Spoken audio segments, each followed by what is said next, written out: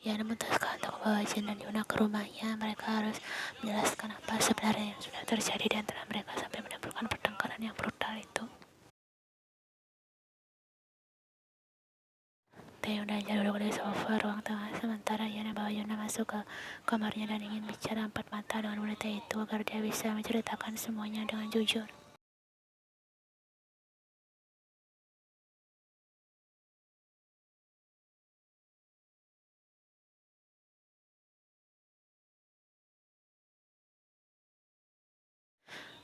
Apa kau bilang? Jangan mendalik tajam ke arah Taeyong. Jelas-jelas kau tak bisa lembut. Pelan-pelan lanjutnya kesal. Taeyong berusaha menahan tawanya. Melihat wajah Jin yang baunya, dia juga sengaja menekan lebam di wajah pria itu dan hasilnya Jin terus merengek kesakitan. Pelan-pelan Kim Taeyong, si kau semakin membuatku kesakitan, seru Jin. Ah iya iya, aku akan pelan-pelan, balas Taeyong akhirnya menuruti ucapan pria itu.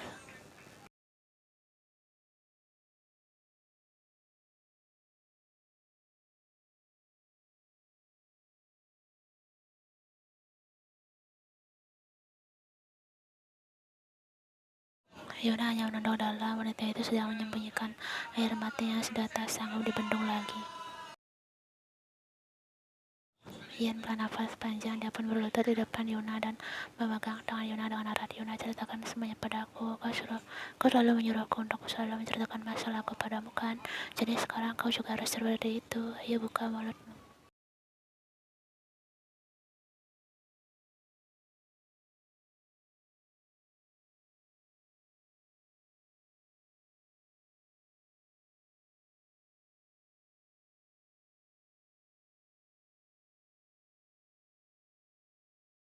Cina memaksaku memenuhi nafsunya. Lirik Yuna. Air matanya akhirnya menetes begitu saja. Matanya langsung melebar. Tak percaya. Kok bisa? Yuna pun menatap Jin lekat. Awalnya aku melihatmu dan Taeyong sedang bersama di bibir pantai. Kemudian Jin datang dan penasaran dengan apa yang kulihat. Jin ingin melihatnya juga, tapi aku tak mungkin membiarkannya melihatmu sedang bermesraan dengan Taeyong saat itu.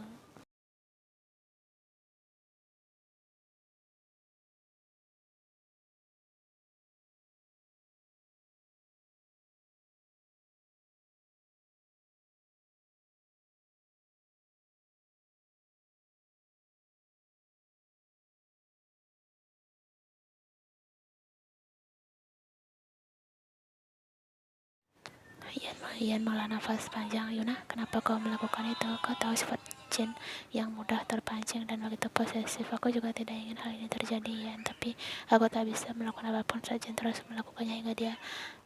Tengah Yuna bicara langsung menutup wajahnya dengan kedua telapak tangannya.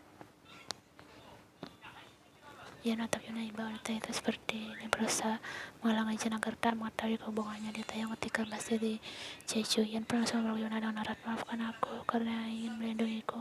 Kau jadi seperti ini. Gumanya lembut mengusap-ngusap punggung Yuna.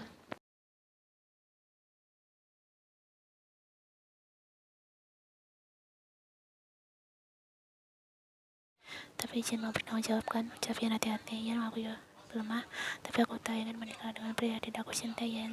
Ian kemudian mengusap air mata Yuna yang masih mengalir. Tapi di perutmu ada calon anak Jin. Kau harus menikah dengan Jin.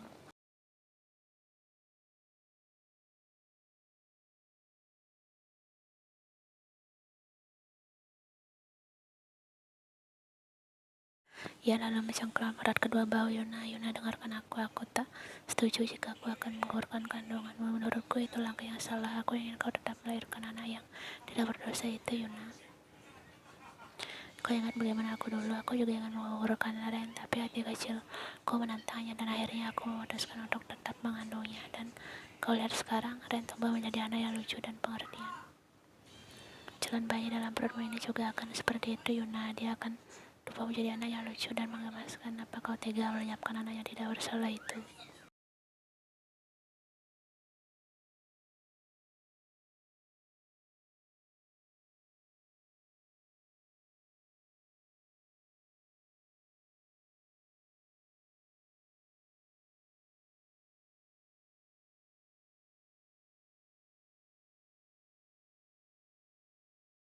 Ayo, aku mendukung apapun keputusanmu setelah bayi itu lahir.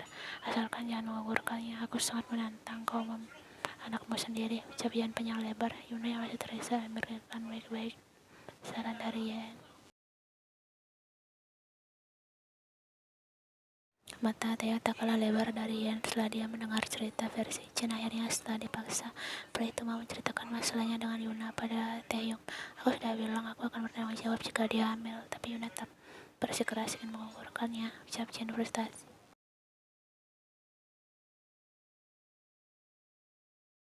Jika Winnie, Taeyong juga tak bisa membantu untuk menemukan jalan keluar karena dia merasa tak berhak mengatur Yuna. Tapi semoga Yan yang membujuk sahabatnya untuk tidak mengugurkan bayi yang tidak bersalah itu.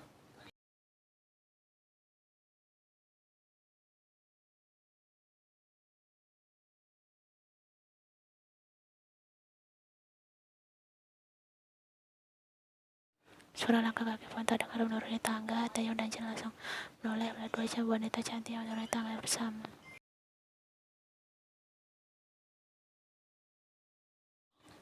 Yan menghela nafas panjang menatap Chen. Dia tak habis pikir berani tega melakukan itu pada Yuna. Yuna sudah membuat keputusan. Kuharap ini adalah keputusan yang terbaik untuk kalian berdua, ucapnya lalu menoleh ke arah Yuna.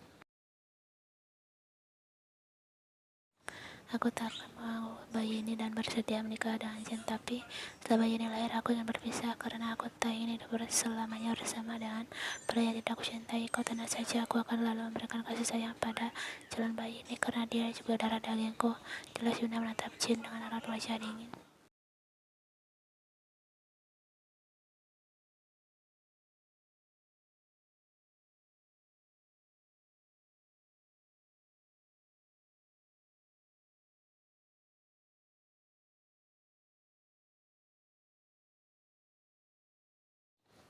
Bagaimana? Kau setuju? Tanya Taeyong menatap Chen lekat. Chen hanya mengangguk pelan menanggapi pertanyaan Taeyong.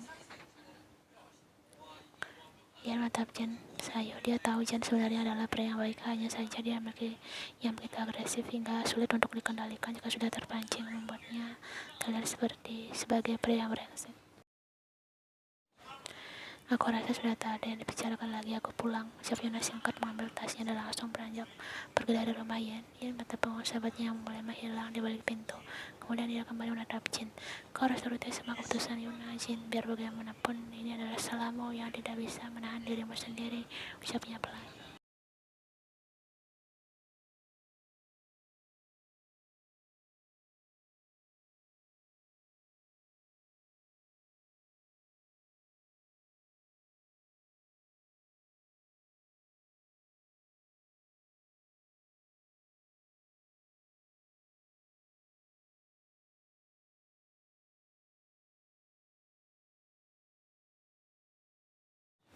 Ia tersenyum tipis dan meletakkan botol airnya di sampingnya. Kau haus apa? Tanyanya.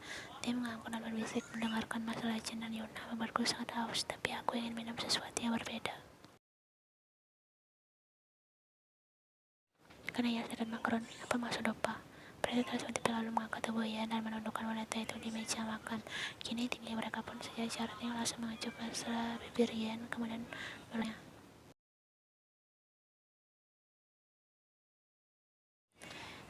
Ian memegang tangan Taeyong. Aku ingin menghilangkan hausku. Apakah masih ada sisa untukku? Tangan Taeyong masih melanjutkan.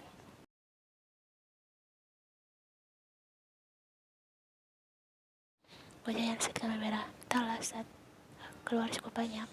Kau kurasa masih terasa banyak untukku. Aku juga ingin menikmatinya seperti Ren, bisik Taeyong dan sedikit membungkuk.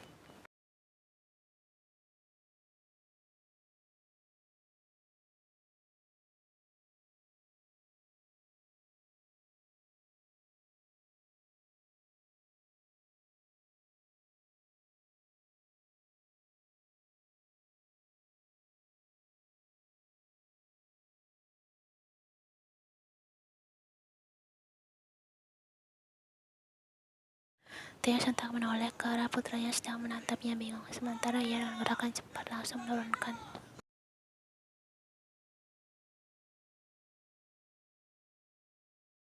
Taeyong tertawa. Apa haus sayang? Ucapnya kaku sambil menggaruk dengkulnya yang tak gatal. Haus, aku juga haus minum air. Karena aku sudah besar. Taeyong langsung membuka mulut Ren dengan tangannya dan menggendong anak laki-laki itu kembali naik ke lantai atas. Gajah, kita bermain di kamarmu, ucapnya tanpa memberikan kesempatan anak itu bicara lagi. Yun hanya tersenyum malu dan geleng-geleng kepala melihat keduanya. Jika Ren tidak datang, dia pasti tidak akan berhenti dan akhirnya kegiatan hidup pun berakhir.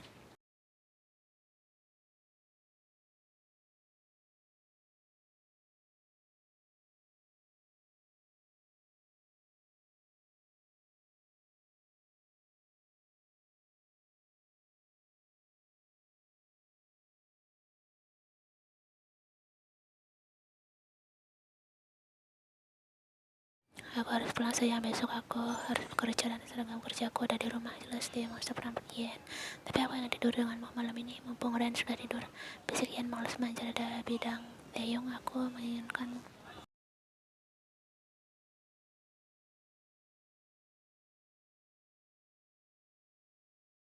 Tian tersebelah berastaga sifat agresif. Yen kembali lagi. Baiklah, aku akan menemanimu 2 jam, tapi setelah itu aku harus pulang. Cukup. Yen menganggur langsung menarik tangan Taeyong menuju ke kamarnya.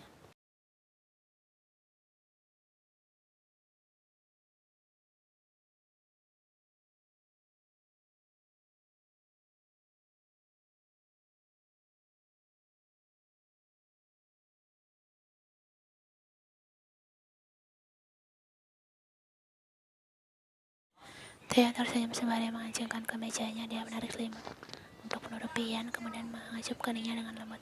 Aku yang harusnya berterima kasih sayang, bisiknya lembut. Tidur yang nyenyak ya, mimpi indah.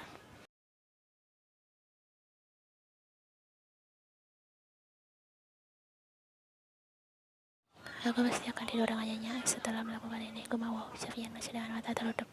Bahkan untuk membuka mata saja rasanya sangat lemas. Setelah tenaganya terkuras, harus mengimbangi permainan pria tampan itu.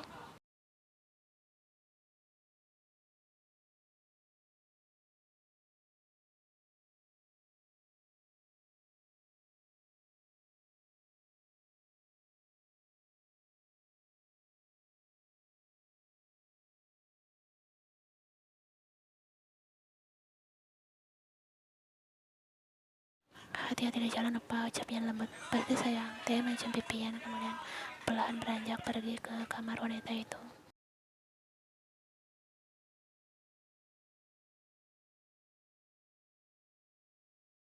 Ia datang ke tempat yang bertugas untuk membawakan makan siang. Sampainya di sana, kenanya sedikit mengkerut saat melihat Taeyong sedang mengobrol dengan seorang polisi wanita. Entah apa yang mereka bicarakan, sepertinya seru sekali dan Ian tidak suka melihatnya. Dia pun bergegas melangkah menghampiri mereka.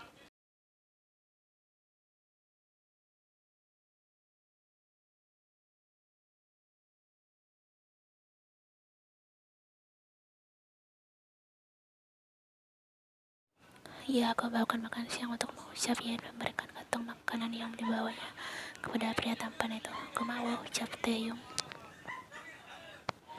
Ia lalu melihat ke arah polisi wanita yang sedang memandangnya. Annyeonghaseyo, ucapnya ramah, namun yang dijawab anggukan oleh wanita itu. Batin Ian langsung mengenalkan diri kepada wanita itu. Choyan yang menida, saya adalah calon istri Taeyong, lanjutnya.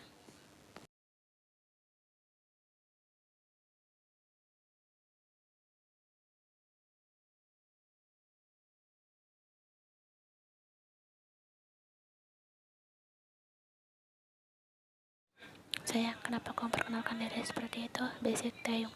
Weh, aku hanya ingin dia tahu kau sudah punya pasangan. Kau tahu kan sikap ramah dan baikmu pada wanita itu, Pak.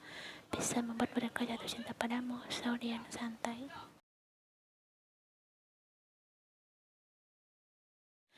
Ya, tapi aku tidak perlu melakukan itu di sini, sayang, karena dia tidak akan peduli. Kami hanya rekan kerja. Siapa tahu dia menaruh hati padamu. Kau tidak lihat raut wajahnya langsung berubah saat aku datang. Dan seperti tidak suka aku datang dan mengganggu obrolan kalian.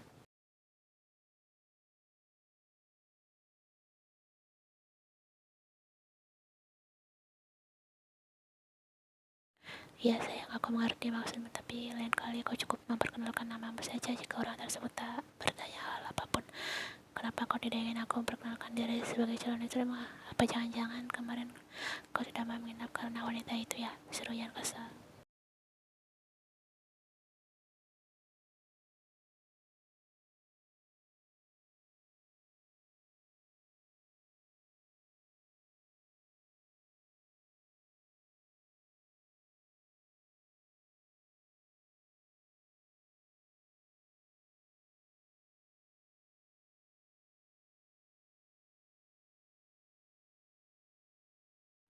Saya bukan begitu maksudku, aku hanya ingin kau tidak perlu memperkenalkan dirimu seperti itu. Jika tidak ada orang yang bertanya, ucap Taeyong lembut. Ya terserah, Surian melangkah panjang menuju mobilnya.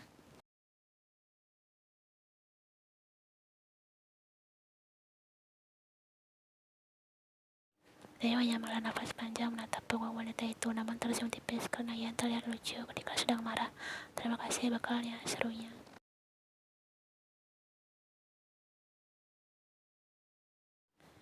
Hari ini adalah jadwal Yuna libur bekerja dan seharian ini dia hanya mengurung diri di kamarnya.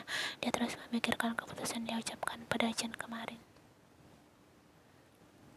Tiba-tiba ponsel berbunyi, tanda pesan masuk. Yuna pun langsung membukanya dengan malas setelah melihat nama yang tertera di sana.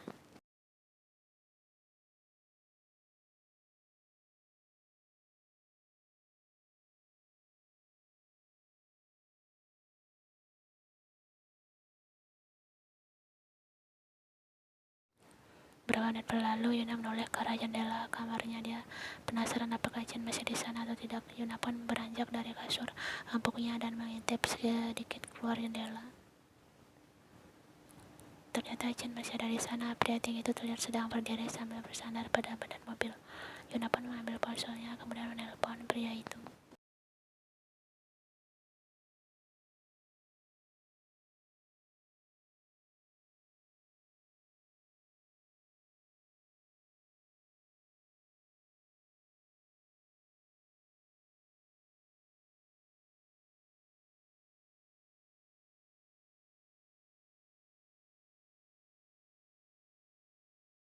Tidak ada yang perlu dibicarakan lagi. Keputusanku sudah bulat. Kau seharusnya bersyukur aku tak janji. Tapi aku hanya ingin menikah satu kali seumur hidup. Aku tidak setuju kau ingin berpisah ketika bayi kita lahir. Ayo bicarakan lagi keputusanmu.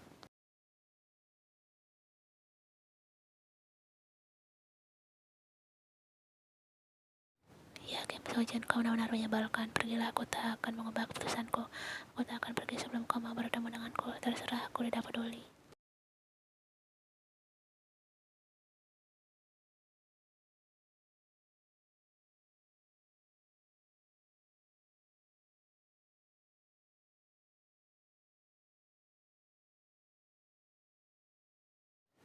Setelah lama kerja, Theo langsung mencari di butiknya. Wanita itu pasti masih kesal dan melupakan PR berat untuk membujuk Yen. Pria itu membuka pintu dan melihat Yen sedang berbadan di sofanya sempat memainkan ponselnya. Namun ketika dia melangkah dan Yen tahu kehadirannya, wanita cepat-cepat menutup matanya dan pura-pura tidur.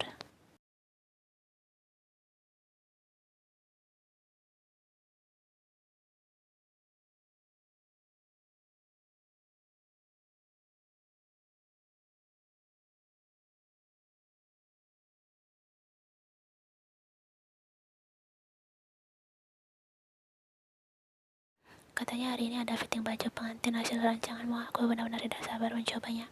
Ucap Theo lembut, tangannya sudah melulus bibir pink kesukaannya. Dan ternyata Yen masih pura-pura tidur. Ada yang pun memiliki rencana untuk membalas wanita ini.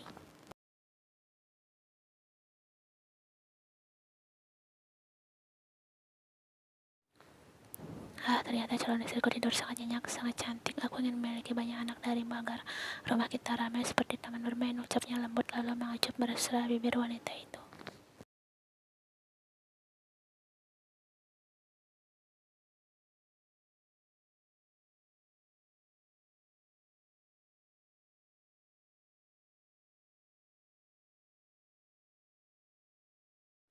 Ia benar-benar tidak tahan lagi dengan godaan dari Taeyong. Dia pun tersenyum dan menahan tengkuk pria itu lalu membalas ciumannya. Kau tidak tahan kan sayang?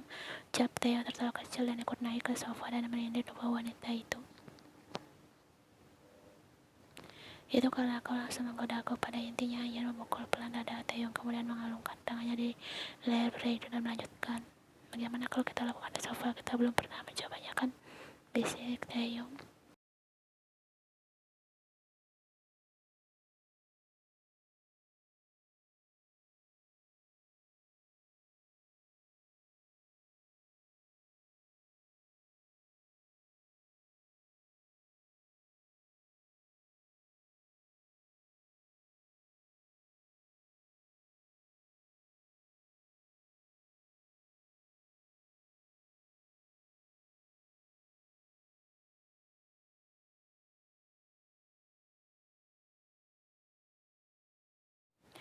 Malam ini hujan turun dengan deras hingga membuat Yuna terbangun dari tidur lelapnya. Dia melihat jam beker dan angka menunjukkan pukul 1 pagi. Dia pun kembali menutup matanya untuk melanjutkan tidurnya, namun tiba-tiba mata bulat itu kembali terbuka setelah teringat dengan Jin. Apakah pria itu masih ada di sana? Sepertinya tidak. Ini sudah malam dan hujan lebat. Dia pasti sudah pulang sejak tadi.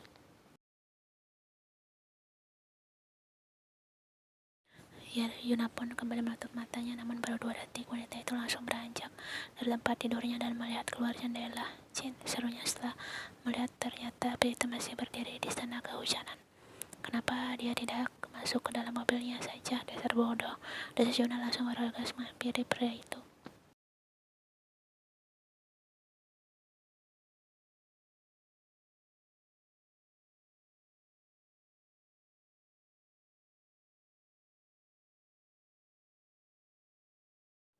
Aku sudah pulang, aku tidak akan pergi sebelum kau mau bertemu denganku, ucap Jin dengan wajah pecatnya. Ayo saya masuk, ucap Yuna. Seru Yuna menarik lengan pria tinggi dan membawanya masuk ke dalam rumah. Kebetulan hari ini orang tuanya sudah tak ada di rumah dan hanya ada seorang pembantu. Yuna pun membawa Jin ke kamar tamu, mandilah dan ganti baju. Ini baju milik ayahku. Kuman Yuna memberikan handuk dan sepasang baju ayahnya pada Jin.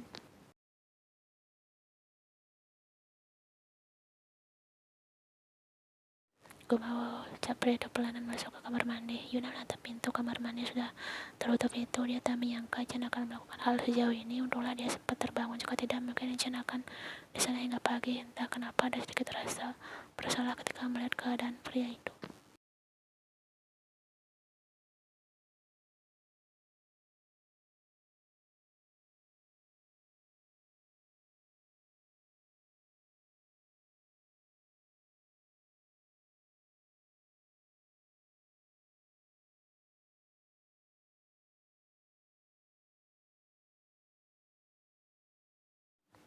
Hanya sedikit pusing, bisa juga hilang, jawab Chen pelan. Apa tidak apa-apa, aku menginap di sini. Di mana orang tuamu? Bencana, orang tuaku sedang ada pekerjaan bisnis, ucap Yuna berjalan dari duduknya dan mengambil sebuah hair dryer dari laci yang ada di sana.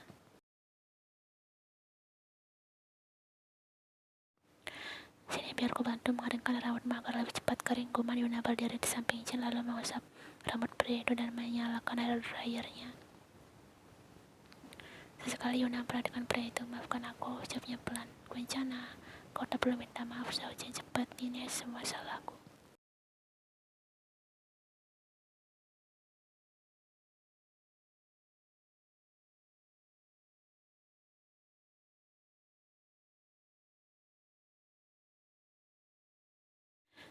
Yuna, ucapnya memegang lengan wanita itu. Yuna merasakan tangan Chen sangat dingin. Kumohon pikirkan lagi, aku akan memikirkannya lagi. Potong Yuna cepat sebelum Chen menyelesaikan ucapannya.